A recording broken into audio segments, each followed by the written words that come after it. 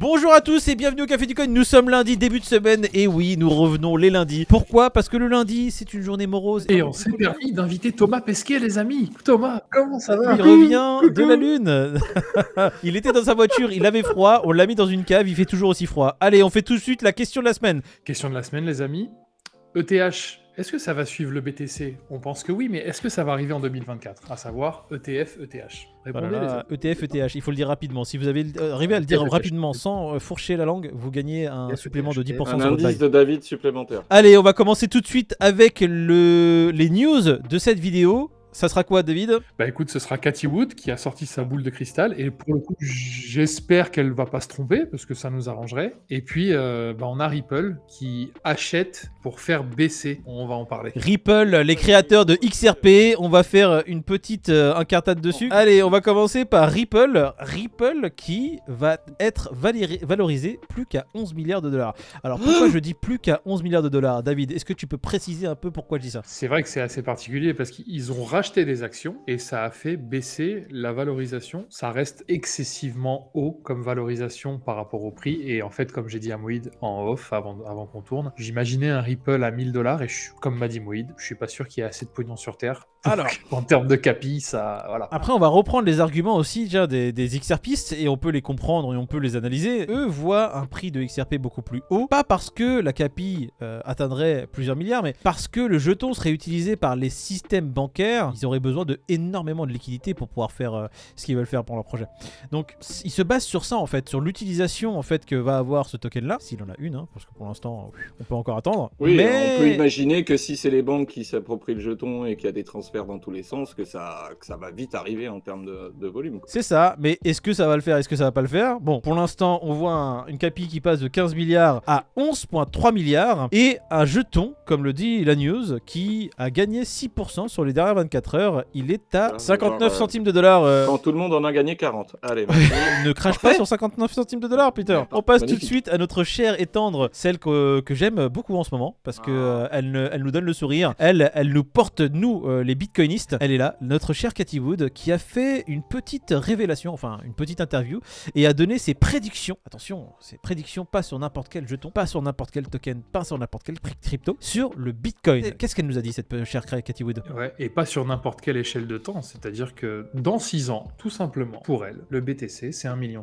Voilà. C'est-à-dire que nous, la team, on est d'accord. Le BTC à 1 million, je pense qu'on est tous plus ou moins d'accord qu'un jour, ça finira par arriver, sauf que elle se dit que dans 6 ans, en fait, en gros, pas ce bull run là, mais l'autre, c'est bon, quoi. Frérot, nous, on rêve d'un bitcoin dans une échéance qu'on se laisse Genre imaginer 30-40 lointaine. piges, tu vois. Elle, Voilà. frérot, elle est dans le game, elle t'a mis un calendrier, des datas, un Utah, tu vois. Elle a dit les gars, bon là le planning il est prêt, hein, vous avez intérêt d'être vif. Alors dans quelques années on sera à 600 000, ok, grosso modo. Et en période de bear ça sera 256 000. Et ensuite vu que l'ETF Bitcoin a été approuvé, j'ai revu mes projections, voilà, je vous fais un Excel. Ah, vous regardez là un peu? Elle a sorti 1 elle est million. ambitieuse. Tu fais bien d'en parler, Moïd, parce que c'est vrai qu'elle a revu ses prédictions à la hausse, parce qu'elle annonçait un Bitcoin à 1 million seulement. Ouais, Avant. quand tout allait mal. Alors, là, ça va voilà. mieux. En soi- ETF, machin. Oubliez pas quand même que cette bonne femme-là, Tout le c'était une génie en 2021. Rappelez-vous, gros génie. Une teubée, En 2022-2023. clairement. Et là, maintenant, ça serait peut-être un génie. On va reprendre Coinbase. Coinbase, elle a racheté en masse les actions pendant le gros dip quand Coinbase, les actions étaient à 40-45 $, si je dis pas de bêtises. Fallait bien lisser le prix d'achat. Elle les avait achetés Ouais. aussi très haut. Et elle les a tellement lissés qu'elle a dû vendre une grosse partie de son bag parce que sa position Coinbase dépassait plus de 10% tous ses actifs qu'elle détenait Ouais. dans son fonds. C'est incroyable. Donc, génie quand tout va bien, comme tu dis, c'est une sorte de démon quand tout va mal, mais elle continue son bonhomme de chemin depuis toujours et jusque-là, tout lui réussit. En période de bear market que ses investissements se cassent la gueule, est-ce que c'est pas normal? Est-ce que c'est pas le lot de tout le monde? En tout cas, on souhaite qu'elle ait raison. Hein. Nous, Team Cathy. Hein. On va faire clair parce qu'on le voit aussi, ces blagues sur le CTFR. Il y en a beaucoup en fait, alors, on le sait pas parce qu'après on connaît pas les wallets de tout le monde, mais beaucoup qui sont là à épier les ETF Bitcoin. Et c'est vrai que quand moi j'ai passé la soirée dessus, quand je regardais ces messages, ça me faisait rire. C'est les gens qui disait les gens sont derrière l'écran pour l'approbation des ETF Bitcoin alors qu'ils ont 0.001 Bitcoin sur leur wallet. C'est archi vrai. On va se rappeler, comment il s'appelle? Il s'appelle Raphaël, le mec de The Big Whale, qui n'a pas de crypto. Ouais. Alors je sais pas si c'est Raphaël en soi, mais c'était The Big Whale qui avait dit qu'ils étaient à peine investis ou qu'ils avaient genre ils devaient avoir 1000 € qui traînent. Quoi. C'est dur d'être une whale avec 1000 balles, mais après chacun fait à sa définition. Hein. Bon. C'est pas grave, ils arrivent à sortir du contenu parfois de qualité, donc c'est très bien. Donc oui, achetez du Bitcoin, hein, les gars.